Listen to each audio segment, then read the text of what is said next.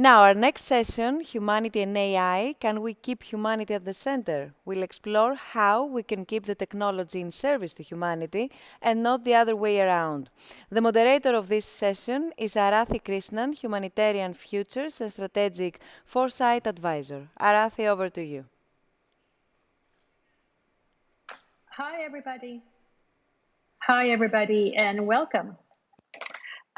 So we're here to have a really intense, interesting session today on how can we keep humanity at the center.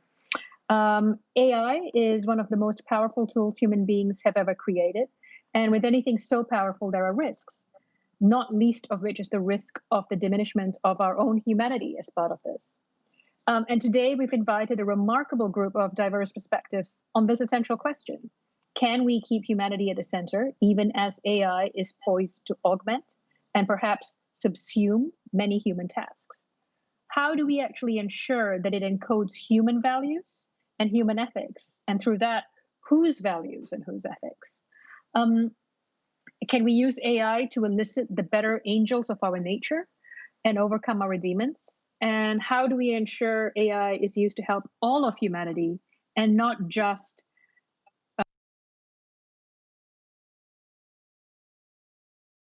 humanity to explore these questions with us? And I'm really pleased to invite them, to introduce them now. So as a short background, my name is Aarathi Krishnan. I'm really pleased to be here. I work in Humanitarian Futures and Strategic Foresight in the Humanitarian and Development System. Joining me on my immediate right is Stuart Russell. Stuart is a professor at University of California, Berkeley, and one of the most highly regarded computer scientists and AI experts in the world. We're really privileged to have you join us, Stuart. His most recent book is the critically acclaimed Human Compatible AI and the Problem of Control. We're also joined by the most amazing Sabelo Mhlambi, who is the founder of Bantucracy, a public interest organization that focuses on Ubuntu ethics and technology. He is a fellow at the Berkman Klein Center for Internet and Society, and a fellow as well as at the Technology and Human Rights Center, at the Carr Center Technology and Human Rights Fellow. Really pleased to have you with us, Sabelo. We're also joined by Tristan Harris, who is the co-founder and president for the Center of Humane Technology, a former design ethicist at Google and a world expert on how technology steers us all. And finally, we have the venerable Tenzin Priyadarshi, who is president and CEO of the Dalai Lama Center for Ethics and Transformative Values at the Massachusetts Institute of Technology, a center dedicated to inquiry, dialogue, and education on the ethical and humane dimensions of life. So welcome, everybody. What a huge group of brains and hearts we have with us. We're going to start with Stuart. We see this as a bit of a conversation, so our panelists will have a moment to, we'll have about 10 minutes to put forward their thoughts, their ideas, their hopes and dreams, and we'll have a few follow-up questions and also time for Q&A with the participants at the end. So I'm going to hand over to Stuart to start. Okay, thank you very much, Aarathi. I have some slides which will help to explain some of the points that I'd like to make. So I hope those will come up. Unfortunately, I'm unable to see. Here we are. Okay, so I decided to begin with Alan Turing, who's familiar to all of you as the founder of computer science and in many ways the founder of artificial intelligence. He wrote a very famous paper in 1950, Computing Machinery in the Mind, which introduced what we now call the Turing test, talked about machine learning, natural language understanding, all the areas that we're familiar with in AI today. So what fewer people know, if we can move to the next slide, is that in 1951, Alan Turing gave a talk on the radio, BBC Radio 3, during which he said, it seems probable that once the machine thinking method had started, it would not take long to outstrip our feeble powers. At some stage, therefore, we should have to expect the machines to take control. He says this in a completely matter-of-fact way, almost a sense of resignation, and he doesn't present any solution to this problem. And if you think about it, it's a very natural point to make. There are other species on this planet, for example, the chimpanzees and the gorillas, who are very sorry that their ancestors at some point branched off and created the human race, which took control. And we would not like to be in the same situation. So the question is, how does it come about that making artificial intelligence better and better leads to a situation where the human era comes to an end? So if we could move forward, the reason is that the standard model of AI, in my view, is fundamentally flawed. So let me explain that in more detail. So the way we think about AI systems is that we design them to optimize some objective, some goal, some measure of success that is exogenously specified, meaning that someone else, us, is defining and plugging in that objective into the machine. And this is an approach, this standard model, that is not just restricted to AI. Many other disciplines, in fact, a big chunk of what we created in the 20th century is based on this model. And the problem with this model is that we cannot specify these objectives completely and correctly. So this is a point that the human race has known actually for thousands of years. So the legend of King Midas shows that when you get what you ask for, in his case, that everything he touches should turn to gold, you often regret it. So his food and his drink and his daughter all turn to gold. He dies in misery and starvation. We have the legend of the Sorcerer's Apprentice from Goethe, where the young sorcerer's apprentice tries to bewitch the brooms to fetch water, and he forgets to specify the termination condition. Or you have the lamp from Aladdin and many other legends. And when the genie gives you 3 wishes, what's the third wish? It's always, please, could we undo the first 2 wishes, because we've ruined the world. So we've known this point for thousands of years, and yet this is the foundation for the technology that we expect to control the 21st century. Let me show you how this is already starting to happen in the present day. When we look at social media and how it operates, billions of people for hours every day are reading and watching content that's selected by machine learning algorithms. And to a first approximation, those algorithms are designed to optimize a particular fixed objective, such as click-through, the probability that you click on the content, or engagement time, the amount of time you spend on the content, because that relates directly to income for the social media platform. And you might think, well, okay, that sounds reasonable. I'm only going to click on things if I like them. So what happens then is that these algorithms will learn what people want to see. And that's probably what the social media platforms, the executives, thought was going to happen.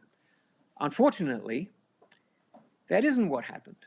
What happened is that the algorithms learned to modify people to be more predictable, because by turning them into more predictable people, the algorithms can generate more income, more clicks, because the algorithm is better at predicting what you're going to click on.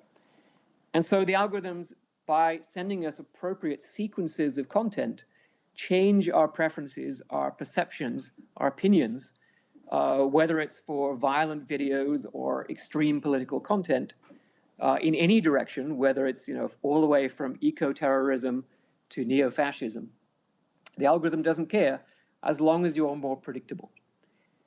And so we see that the problem with this standard model is that the better the AI system, the worse the outcome is going to be, because the algorithm will be better at messing with the parts of the world that are not specified in the objective. So in this case, the parts of the world are your minds. And the objective forgot to specify what the algorithm is supposed to do with your mind. For example, leave it alone.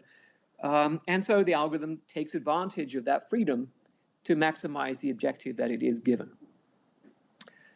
So we're trying to actually fix this problem and create a new model for artificial intelligence, in particular one that does not require human beings to specify objectives and then send off the algorithms to optimize them. So there's an implicit goal in this new model, which is that the purpose of the machine, the purpose of the robot, is to help us realize the future that we prefer. And here, by prefer and future, I really mean everything that we care about. And of course, we each care in different ways. So there are going to be issues of trade-offs among individuals. But in principle, this could be 8 billion different predictive models of how each of us prefers the future of the world to unfold. The second point, the most important point probably, is that the robot knows that it doesn't know what those individual preferences for the future are. And it's this uncertainty that turns out to enable the machine to behave in a completely different way. Rather than pursuing a fixed objective in a single-minded, obsessive, and destructive way, the algorithm, because it knows it doesn't know what we want, is going to behave cautiously. It's going to be deferential to humans. It's going to allow itself to be switched off. The third principle is that the information that the robot needs in order to learn how to behave is going to come from us in some form or other. The whole process is one of the flow of information from humans to machines about what we want the future to be like. We can turn this into a mathematical model. We call it an assistance game. And when we solve those assistance games, we see these desirable behaviors emerging from the solution to a game. We don't program them in. They turn out to be solutions of the way we set the problem up. So, to summarize, the better the AI, the better the outcome. The algorithm will be better able to understand our preferences and better able to help us in achieving those preferences. So that's the idea. There's a lot more to say. You're probably thinking of all kinds of complications as I speak, but we can discuss those later. So to summarize, what I'm arguing is, first of all, that the way we do AI, the vast majority of systems, of research papers, prototypes, are based on a model that will inevitably lead to loss of human control as machines become more and more intelligent. And I would say fairly soon we need to replace this standard model with a new model where human preferences are at the center of what the machine is doing, and the machine is, so to speak, humble about its understanding of those preferences. So the question that then arises, assuming all this works, is perhaps finally the human race will have a choice about its future. Up to now, I would say the past has been characterized by a struggle to survive, a struggle in which there's competition for access to the means of survival. And perhaps that time is going to come to an end. So then we actually have a choice. And sometimes a choice is a difficult thing to have. The question is, what do we want? And several authors have talked about this possibility.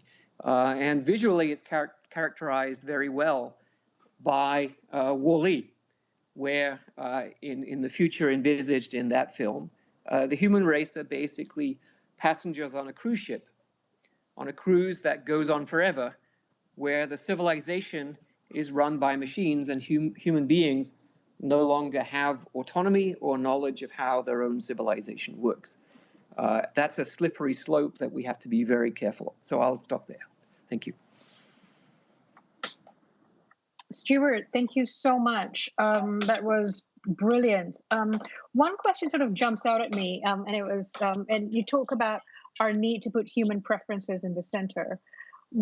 How do you think we might design processes so that we are able to put the preferences of all people in the center, to try and have more equity in the process, rather than perhaps making assumptions of what people's preferences are now, which tends to be the way it is done.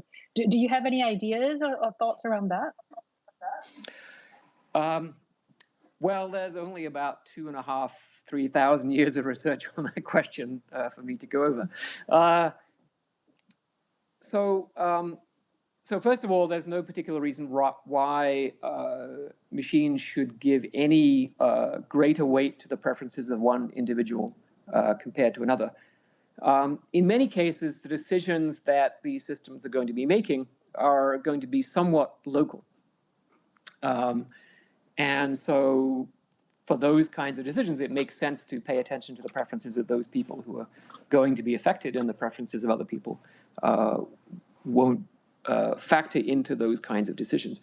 But for global decisions, for example, decisions about having a global carbon tax or fixing the environment in a certain way, the preferences of everyone should be taken into account. And that gets you into these questions, utilitarianism, deontological theories of ethics.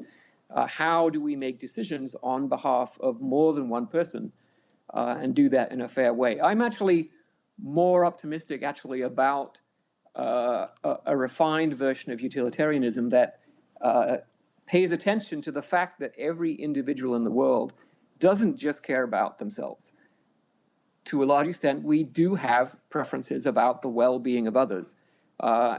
And when you factor all those into the calculation, and when you also factor in the fact that it's much more efficient from a utilitarian point of view to take any additional amount of resources that's available and give it to the person who is least well off, right? That is the utilitarian solution to distribution of resources, because it's for any given amount of resources, you get a greater increase in utility by giving it to the person who will benefit most from it, not the person who benefits least from it, which is the richest among us. So I don't pretend that this is a final answer, but whatever solutions the philosophers can come up with for decision making on behalf of multiple individuals, those basic principles can be realized. Great, thank you so much, Stuart. Sabelo, we're moving on to you. Please, yep, it's right across to you. Thank you so much, Aarathi. It's a pleasure. I'd like to first begin with this question. What does it mean to be a human being? What does it mean to be a person? In other words, what are the qualities unique to humans and so important to human welfare that they deserve special recognition and protections? Right? All systems and institutions that are designed to maximize the quality and capacity of being human must answer, what does it mean to be a person in the very first place? I would even argue that our notions of human rights, our notions of government systems, economic systems, social systems, religious systems, they all derive from this very question, the question of personhood. And even so, artificial intelligence also derives from this fundamental question. Artificial intelligence has the underlying objective to match or surpass human thinking and ability. So it also must answer this question, what exactly does it mean to be human, to be a person? And this is the question, the central question of this conference, right? What it means to be a person and how AI is involved in that question. So here's some more questions to consider and to think about. One, has this question of personhood been answered? And if it has, who has answered that question? And by what authority or command have they answered this question? Are we satisfied with the answer? Are there other answers? Are there better answers? I would like to also throw this in. Why do we want machines that can replicate human thinking and behavior? Have we exhausted human potential? Nevertheless, the prevailing definition of personhood that has shaped Western institutions for centuries and is also the philosophy underlying artificial intelligence is that to be human is essentially to be rational. Aristotle says that man is a rational animal, and it is also Descartes, the father of so-called modern philosophy, who say that I think, therefore I am, again emphasizing this idea of rationality as the essence of being. Immanuel Kant would later define rationality as sort of this essence of ethics. When the rules are rational, universally rational, then it's ethical. Again, rationality. Francis Bacon, the English philosopher, say that rationality would give us mastery over nature. That rationality would be this great equalizer. It would give the king and the peasant the same opportunities. That the human mind would free us all if we only would approach the world in a purely objective and rational way. Does that sound familiar? This is what artificial intelligence is also aiming at. Now, today, this is the idea of what I can sort of call mastery of bits, or the mastery of bytes. The idea that this mastery over the inefficiencies of society, the brokenness of society, that AI, that mastering, this technology, bytes and bits, will give us, the solutions to the issues that we're facing in society today. And all that is needed for this mastery is liberty, unrestrained, glorious individualism. Is this the answer? Now, I like the statement that Stuart said, that we cannot specify objectives completely and correctly, and that is true. But the reality is that the mathematicians, the logicians, the computer scientists, the philosophers behind artificial intelligence did not believe this, right? They were not exempt for this idea that we could approach the world in a purely rational and objective way. And even your question, when you're saying that, what people will be included in the values of AI, it speaks to this. These mathematicians, logicians, computer scientists, they were inspired by this idea of rationality. For example, Leibniz believed that a universal algebra could be created to represent every concept in such a way that you can compute the truthfulness of any statement. In the mind of Leibniz, you can solve any conflict. You could just, have a machine and plug in this language and then do some computations, and it'll say this person is correct and this person is not correct. This was an idea that Leibniz was influenced by his predecessor, Ramon Llull, another mathematician and logician, who wanted to convert what he called infidels, Muslim infidels, into Christianity. So he, believing that humans are rational, he made this, or what's called this logic machine, this logic circle. The idea that he could take this machine that he created and he could rationally convert Muslims into Christianity because they would rationally see the truth of Christianity. This is the same thinking that inspired Leibniz. And so he believed that a machine could be created not only to just convert anybody, but to describe every conceivable concept in a way that is rational. Like many of Leibniz's contemporaries, thinking was computational. Thinking was mechanical. To them, it was all computation. Hobbes, who was admired by Leibniz, also believed this. The philosophers, many of them believed this. George Boole and other mathematicians, they continued to try to fulfill Leibniz's idea of some type of representation. Therefore, we have Boolean algebra, Boolean logic, trying to represent statements in a way that you can actually derive to some type of ground objective truth. Alan Turing would also say the same thing. He would say in his paper that was alluded to in 1950 that thinking was computational, and that through a process of education, right, a computer could be trained to achieve adult human brain. What this does is it helps to create the idea that technology is neutral, that it does the right and rational thing. And I'd even argue that in Russell's book, a rational agent is one that does the right thing, right? This is the most used text in computer science. Now, what does it mean to do the right thing? What does it mean for a rational agent to do the right thing? This has some type of moral and ethical connotations.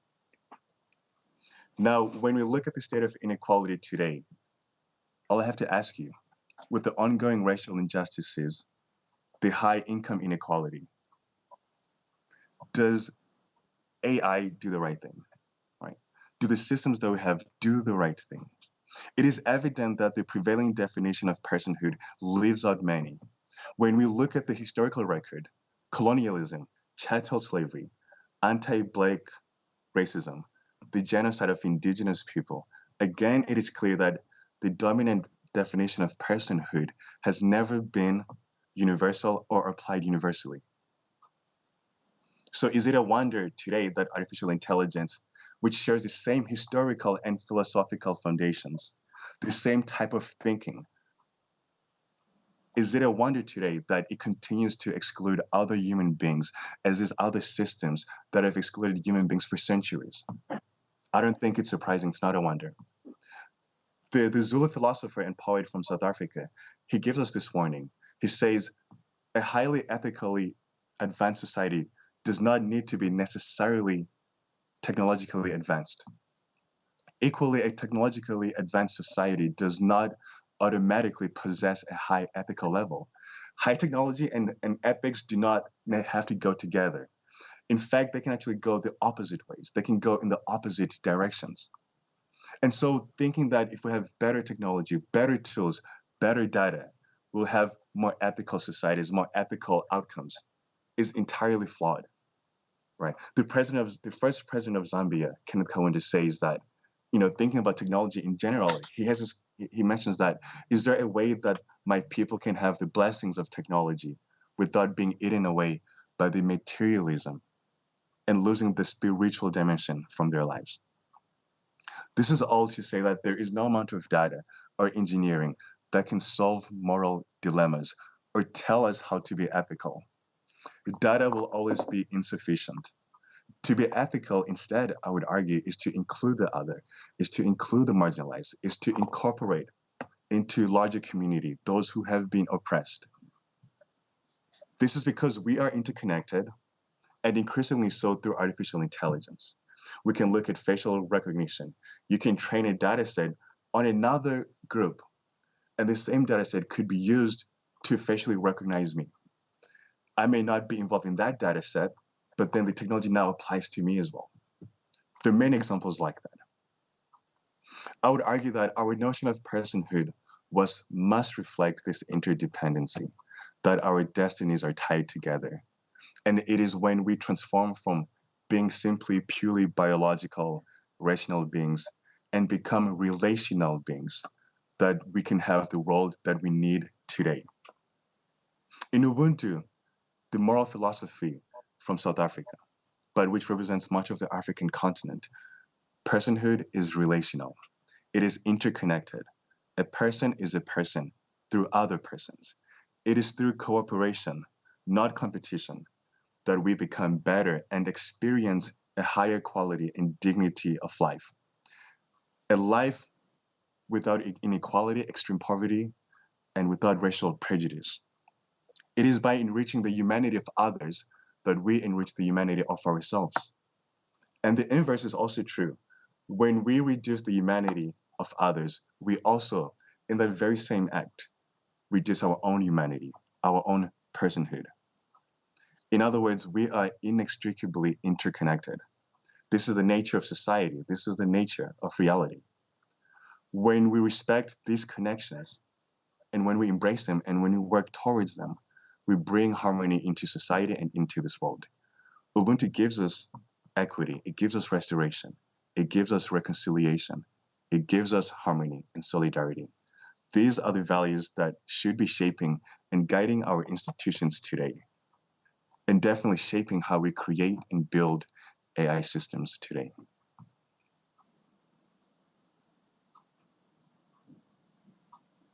Thank you so much, Sabelo. That was deeply, deeply resonating on many levels, and a really nice sort of flow on from what Stuart was saying. I did wanted to ask you about Ubuntu a lot more, and how you see that.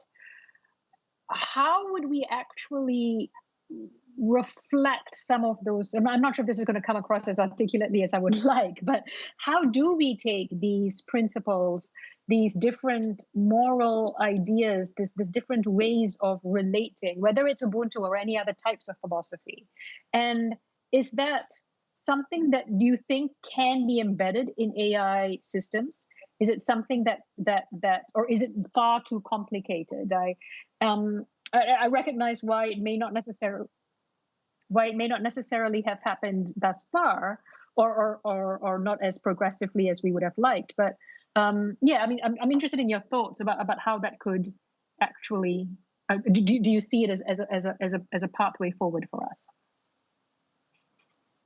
Well, it's beyond me that we can think that machines or mathematics can reveal the hiddenness and sacredness of the human being.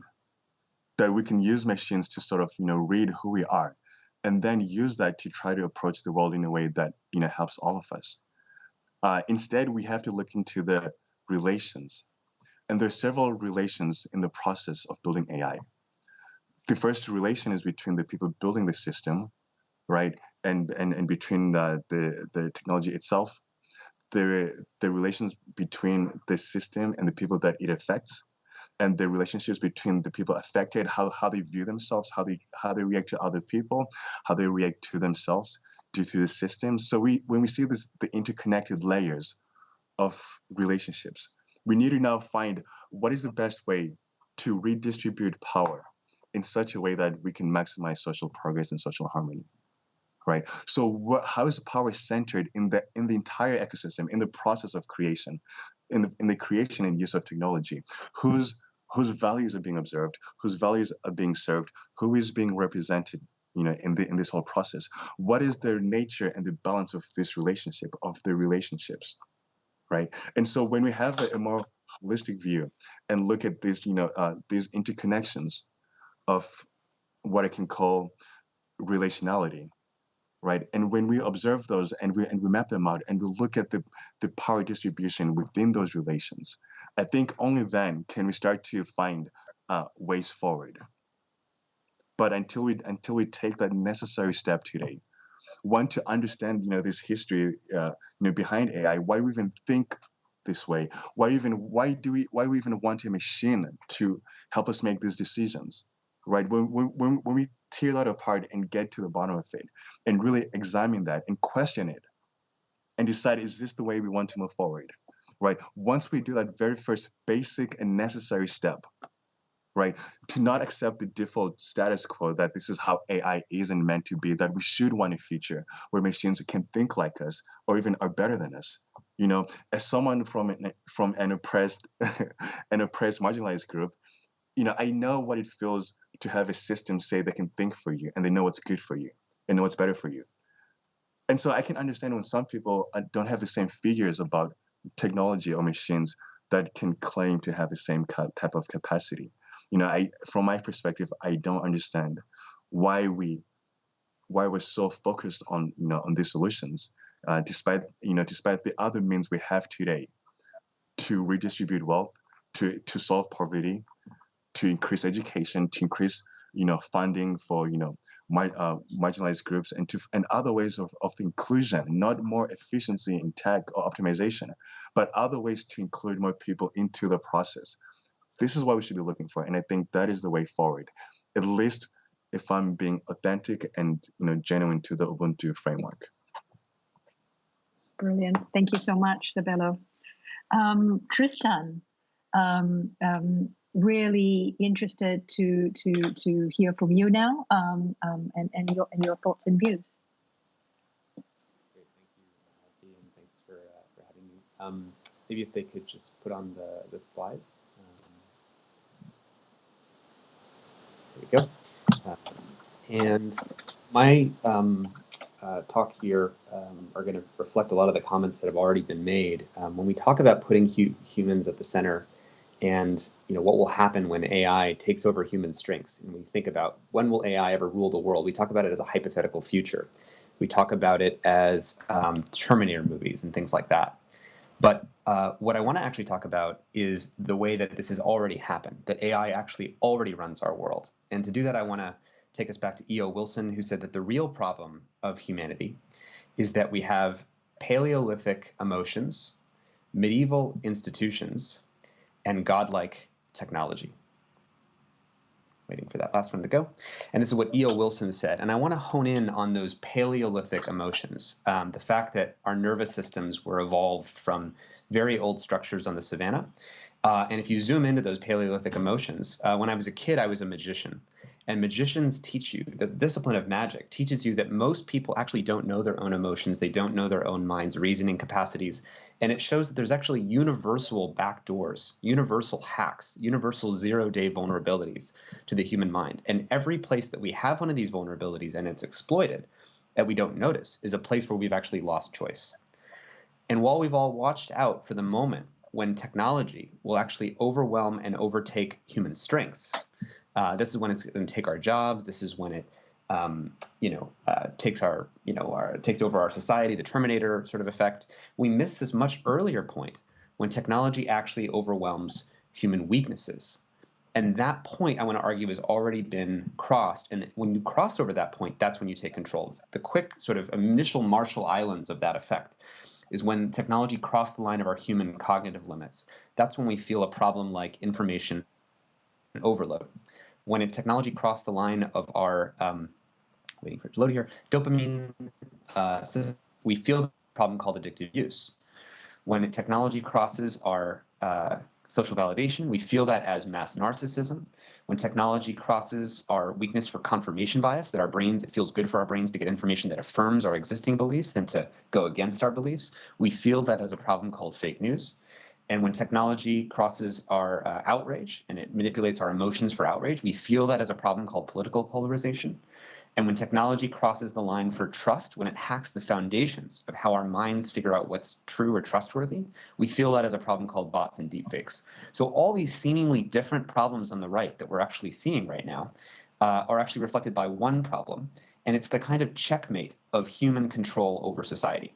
Because our minds are jacked into services like Facebook, YouTube, et cetera, where more than 3 billion people on a daily basis, especially in the COVID times, are stuck at home looking at reality through these very simple services. And I want to argue that when technology takes control of our information environment, it takes control of humanity. So let's actually see a practical example of how that worked. So back in 2017, when Mark Zuckerberg was starting to get a lot of pressure about how Facebook might have had some problems with the 2016 election and radicalization around the world, they actually changed the mission statement from making the world more open and connected to saying we're going to bring the world closer together. And so the way we're going to do that, he said, is we started building artificial intelligence to suggest groups for people to join, because Facebook groups are going to be a great way to bring the world closer together.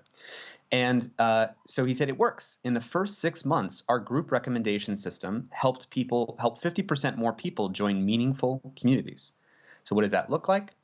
Well, that means that if you were a new mom and you're sitting there as a brain and you're looking at a new mom support Facebook group, so this is like if you had a baby and you're getting trading tips, et cetera, it had to figure out, well, what are likely groups that would be engaging for you to join? Meaning if I got you to engage with this group, you'd be coming back very often. And all it knows is correlations, that moms who tend to be in this group also tend to engage very highly in this other group. And what was the group that it recommended?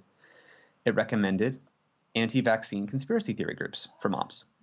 And of course, once you joined anti-vaccine conspiracy theory groups for moms, what did it recommend after that? Well, that was correlated with things like Pizzagate, or more recently, 5G conspiracy theories and coronavirus.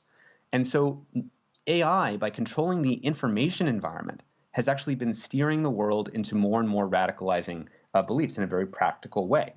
Now, anti-vaccination is now a top 10 global health threat, as predicted by the World Health Organization. And of course, you might be thinking, well, that might be some, vulnerable people out there who, are easy to manipulate, but that's not me, or that doesn't affect me. I don't even use social media. I don't even use YouTube. the point is that you didn't have to be on social media to be part of the Rohingya minority group in Myanmar that, due to fake news spread by the Burmese government, the Myanmar government, where there was only 4 Burmese fact checkers for Facebook in a population of more than 7 million people at the time who were on Facebook. The people of color and discriminized communities tend to get the worst of this process. And you didn't have to be on Facebook to feel the impact of that. Or in Nigeria, where fake news has actually led to many people dying. The example was there was a baby's bloodied corpse, cracked skull, and bodies that were images of this were quickly spread across Facebook feeds in Nigeria. And in retribution, several people got out of their car and took this other group, the Fulani, and killed at least 10 people. Those 10 people didn't have to be on Facebook to be affected by these consequences. Or if you look at the example of Bolsonaro being elected in Brazil, due to fake news, which was incredibly prevalent in the run-up to the election. And people say actually elected Bolsonaro. You can find videos online of his cheerleaders saying, Facebook, Facebook, sort of saying that Facebook actually led to his election. And when that leads to the Amazon rainforest getting deforested because he endorses that, you didn't have to be on Facebook to be a citizen of humanity that's affected by wiping out the carbon sinks of the world in the Amazon rainforest. So Facebook and these services actually already run the world, because if they run our information systems, they run our voting systems, they run whether other people get vaccinated, they run whether there is violence in our streets. And so how can we keep how can we keep our humanity at the center when this process is happening? To do that, we have to we can only do that if we know ourselves well enough. Specifically, if we know ourselves well enough to distinguish between human values and human vulnerabilities. Facebook and the other companies will often claim that they're holding up a neutral mirror to society. You already had those racial divisions in your society. You already had those minority groups in your society. They're just holding up a mirror, but they're not, because they're holding up a funhouse mirror, a distorted mirror that tends to amplify the things that worked for manipulating human vulnerabilities and preying on the deep, soft underbelly of our hatred, our fear, our anxiety, our emotions, instead of actually trying to help us. So that's the kind of vision for how we keep humane technology at the center, is we have to actually distinguish between human values and human vulnerabilities. I'll just leave it there. Wonderful. Thank you so much. That was brilliant. If I might just ask a follow-up on that. When we talk about human values, do you find yourself in your work, Tristan, and I'm guessing I'm building on what Sabelo was saying about whose human values get embedded in that, and how do we understand how values are so nuanced and different in different groups, and what are our safeguard measures, or the way we check ourselves when we're working to take a state, to do that, whose human values get prioritized? Yeah. Well, what I find interesting about these examples is theoretically Facebook is providing an interface to people, recommending groups. They're actually saying, hey, it's up to you to choose. So it's not like they're saying, colonially speaking, like, we are choosing for you. Theoretically, they're asking people to choose for themselves. Which groups do you want to join? But that's that false choice, because they're not making a distinction between, for example, just last week, in the United States, there was someone who killed someone in Oakland, California, here where I'm from, because they were recommended Boogaloo groups. I don't know if you know Boogaloo, but it's the code name for sort of the Civil War II movement in the United States. And theoretically, they were sort of offering people this choice, saying, what do you want? And they were giving people what they wanted. But wanted, so far as it's a click, is not the same. So I think we have to be really thoughtful about, we don't actually have interfaces or answers to how we design technology in a way that says something deeper than a click. And there are many people who, even if they meditated on a mountain for an hour, they might come back to you and say, I want, to still go after that other minority group in my country because I don't like them. So we have to be really thoughtful about how do we privilege sort of communitarian and social fabric values and not just even the individual's values. It really poses some fundamental questions that I don't think we know how to answer yet. But what's most important is that this is actually running the world right now. Literally, this election in this country will be decided by this force. Yeah. I really like that you've sort of said it out loud. We don't know these answers because it is a journey for all of us. I often get worried when people are passing themselves off as the experts just because we're in such complex times. It's a perfect segue to our final panelist, Tenzin. Thank you for your patience and sticking with us so beautifully. Over to you for your thoughts and ideas and hopes. It was well, illuminating to hear all the fellow panelists, and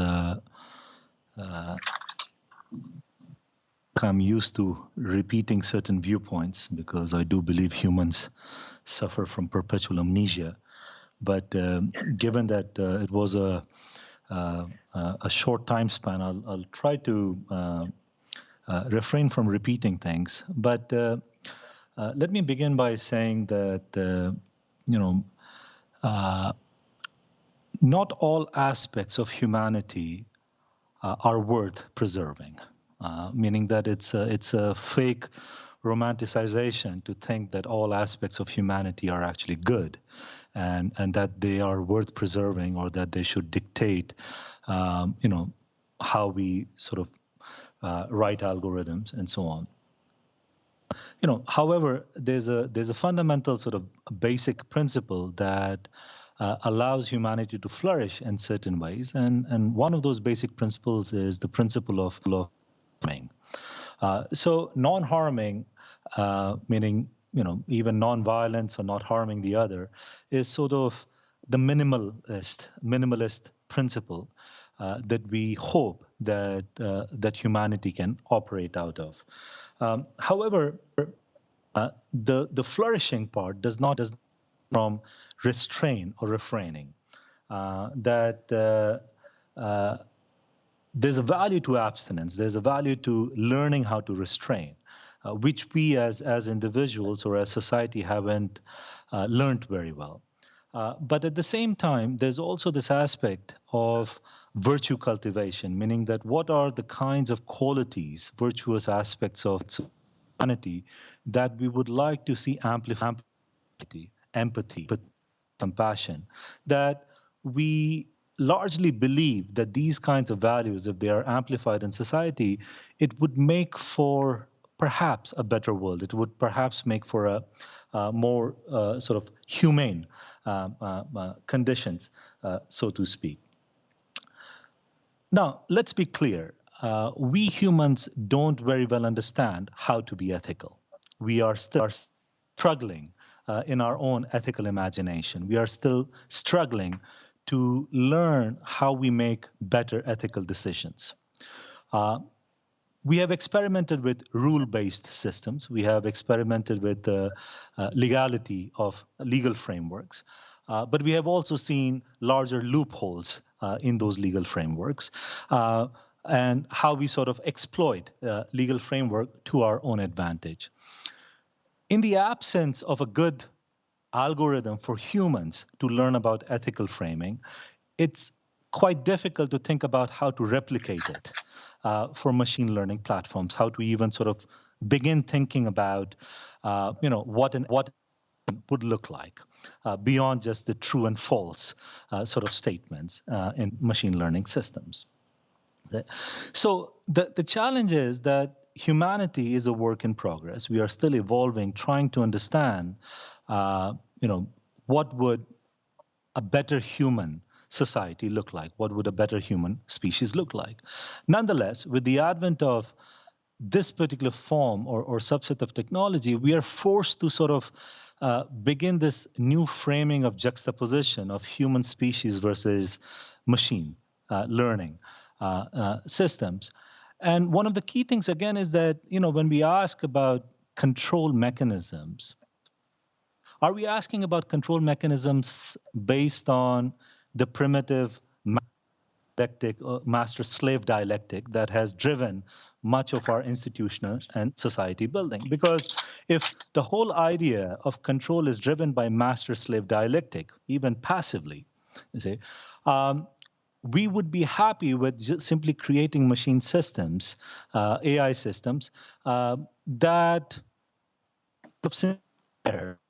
it does not mean that humans will be better off. It does not imply that machines would actually, create more wholesome societies. So this is, again, something that we need to kind of deeply reflect on, and I have been sort of calling for more radical honesty. My colleagues in machine learning systems, let me just put it this way, that when I think of hope and humanity, Wall Street and Silicon Valleys are not the place where I readily look for those kinds of messaging. You see, that we have gotten very good at virtue signaling. We have gotten very good at creating a mess and then doing the virtue signaling that no, we are deeply thinking about human flourishing. We are deeply thinking about the well-being of humanity. But it simply becomes like talking heads, and that is sort of one of the biggest challenges of a society that we live in today, with too much virtue signaling that's happening left and right of us. And simple things like, for years now in machine learning, especially with facial recognition systems, the implementation of machine learning algorithms in judicial systems and so on, that, for the longest time, people have been calling out on building data sets based on biases. You see, building data sets that are simply perpetuating, again, part of humanity, which is the human biases and so on. It takes something of the intensity of Black Lives Matter for somebody like Microsoft or Amazon to put a statement out in public to say, oh, we will not sell our facial recognition system to law enforcement agencies. That it takes something of that intensity for companies to even recognize the fallacy of the implementation of these technologies and how destructive the usage of these things can be in a social context that we live in. Now, the thing is that were these things not visible prior to matter when social scientists and others were proposing this idea? You see, so this is again the thing of virtue signaling, that we see a violent protest, and then it becomes a PR campaign that, oh, now people are going to come after us, so we are not going to sell these particular forms of technology. But, somebody else will, you see. And because somebody else will, we cannot stop them in this capacity. So these are the things that I think we need to sort of deeply think and reflect about, in terms of AI and machine learning systems are here to stay. Simply to think about, what kind of regulations we are going to put into place once the deployment happens and so on, is too late in the game. As I've often suggested, that our CTOs of the country are generally 10 to 15 years behind emerging technology. You see, meaning that the regulations that we are thinking about are generally 10 to 15 years behind. By the time we agree to put a regulation in place, time has already passed and damage has already been done. And, it used to be a romantic notion of saying we humans learn from mistakes, you see. But at some point, we have to recognize that the scales of these mistakes, they are so large that they would do some permanent damage to society that we might not actually recover from. So there's some level of wisdom. Start thinking about putting ethical principles, even from the point of inception, even from the point of design inception, when we are thinking about these kinds of technologies. And I think that's where the strength of humanity comes into place. What is the intention with which we are creating or designing these forms of technologies? So maybe I'll take a pause here, because we can go on forever, but perhaps we can have some conversation. And one thing, again, just as a thing, is that we have taken a reduction to a lot of things, especially when it comes to what kind of values will be reflected in machine learning algorithms and so on. And realistically, for these things to be put into place, we have to take a reductionist approach. But we have to actually ask ourselves, is it even worth doing it. Simply, if we have to reduce the notion of what it means to be human to design a technology, is it truly worth it? And what are the costs associated with it? And that's something I think that we should deeply reflect on. So perhaps I'll take a pause. Tenzin, I have more questions than I think time will allow me to ask. But I've also just been buzzed and said, we've only got 5 minutes left. So I want to stop asking questions, and I kind of want to open it up to everybody in our last, and hopefully maybe we can squeeze in more than 5 minutes. But immediate reactions to each other's points of view. Perhaps maybe, yeah, I'm just going to open it up and see who wants to jump in first. Sure, I guess I'll start. I think this has been a great conversation because I think we've seen 4 different people coming from 4 different places, pretty much agreeing with each other, and saying we have to do something that's very substantially different. I think part of the responsibility lies with the technology companies, but there is a very significant onus on government to do something. I think there are billions of people saying, protect us. And governments so far have been completely unwilling to listen, and are saying, you know, giving the technology companies free rein to do whatever they want to our society and our world. So I really think we have to start putting down some flags on behalf of the human race, and saying there are some things we are not willing to put up with. And let me just propose a very simple one, that there should be a right for a human being to know whether they are communicating with another human being or with a machine. Just that. Let's take that one flag, plant it in the sand, and say this is what this is the first opening move in the chess game between humanity and technology. We've got a question here that's been posed, and I'm just going to read it out. Beneath all technology lies an ideology. If that ideology is unethical, then any technology created under that ideology will be unethical and inhumane. The question is therefore neoliberal ideology ethical?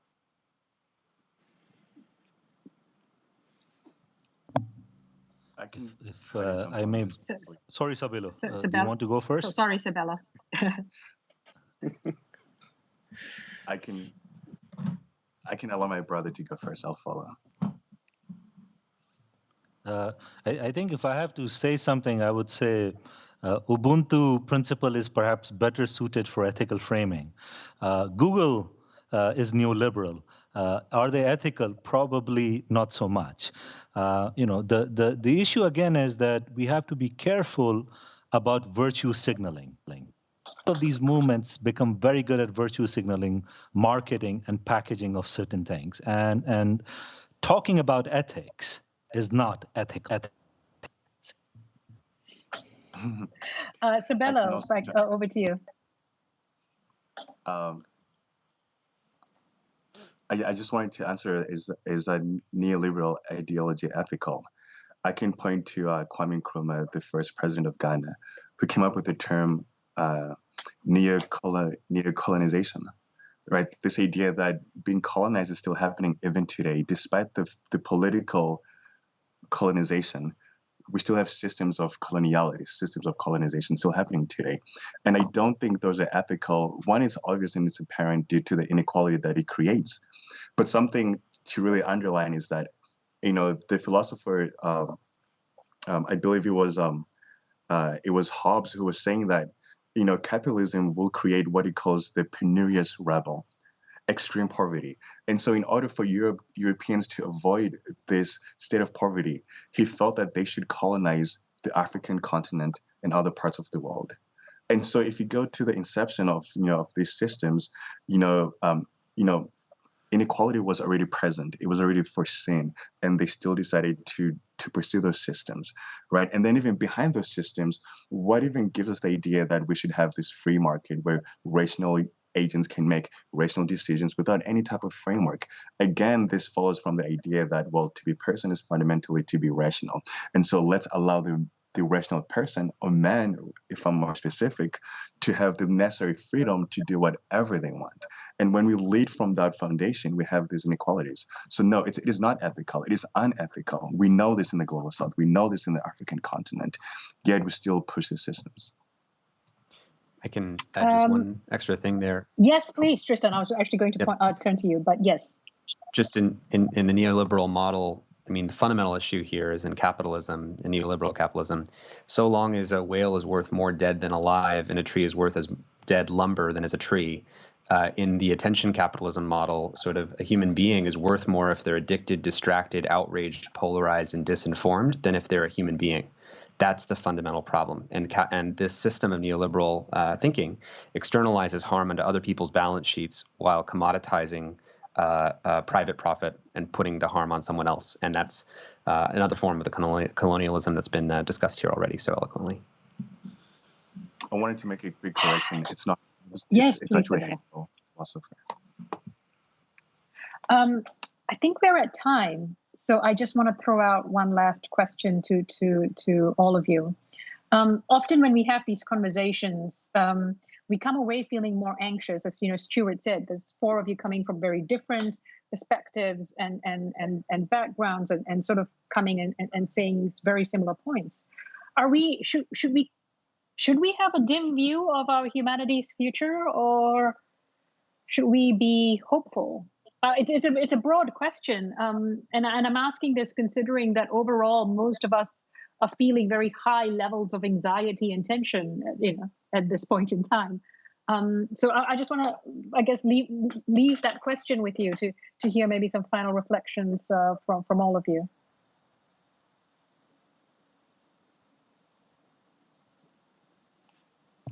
I think in order to continue thinking and operating in this world, we need to maintain an infectious sense of optimism, because the alternate to being hopeful is not very useful in our day-to-day operations. But at the same time, we need to be realistic that we contribute as much to the cause of personal and social despair than simply blaming others that they're causing as much as this. But I think it's we have to start thinking of hope as a game changer. It's not a sort of a fluffy state of mind.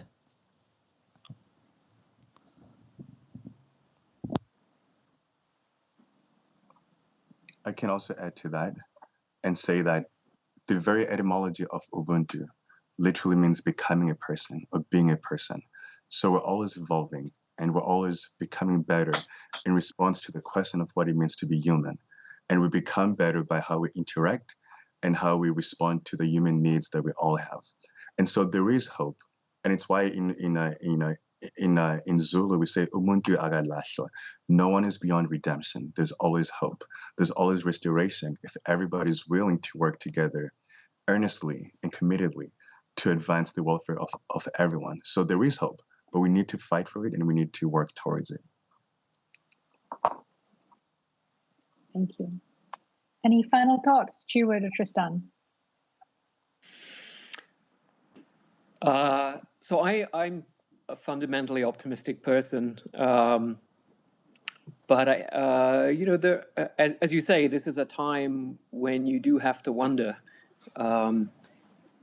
Overall, I think people are well-meaning, but when so many people are living in a different world, a world that doesn't exist, but they believe it exists because of the information that they are being fed, that creates a factor in the evolution of our society that cannot be a good one. So I think the sooner we can change that particular situation, the better our chances of having a future. Thank you, Stuart. And Tristan, any final thoughts from you? I don't know if I have something more optimistic to add, because I actually tend to be kind of a pessimistic person when I look at many of the trend lines that are facing us as a society.